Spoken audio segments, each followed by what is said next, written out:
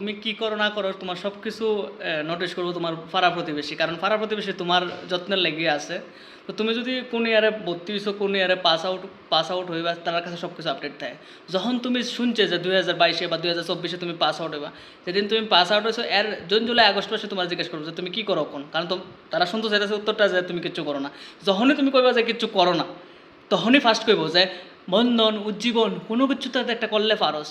গেল এরপরের দিন আবার দেখা গেলে অনেক কি তা করস, এরপর তোমার কইব আবার বুদ্ধি দিব যে কয়েকটা টিউশনি লয়ে সেটা খুঁজছে সেটা পড়লো তো পারস। কিন্তু তোমার মনে আছে যে টিউশনি যদি আমি করাই তাহলে আমি কি পড়ামো?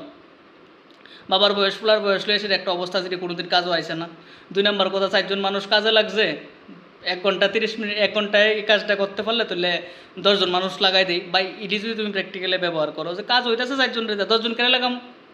তো যখন তোমার আজারে দেখবো তখন তোমার আর তখন আস্তে আস্তে বাড়ির তারা মোটিভেট হয়ে যাবে যে না, ফোলা যদি এমনি বইয়া থাকে বাড়ির মধ্যে তুললে পরে কাজকর্ম করতো না। তো বাপ মা কত পরে সে ফ্রিজে জল দিই, তোমার কাছে এমন লাগবো যে তোমার ফ্রিজের ভিতরে উঠাইবো জল খাইতো, বুঝছো?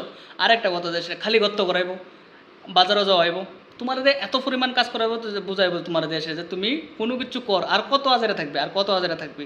তো সবসময় এইসব প্রতিবেশী যখন বুঝাইতে হয় তখন তো শুধু তার একটাই কও, সব কিছু আমি বুঝি কিন্তু টাহা লাগবো, টাহা দাও, এক কথায় চুপ।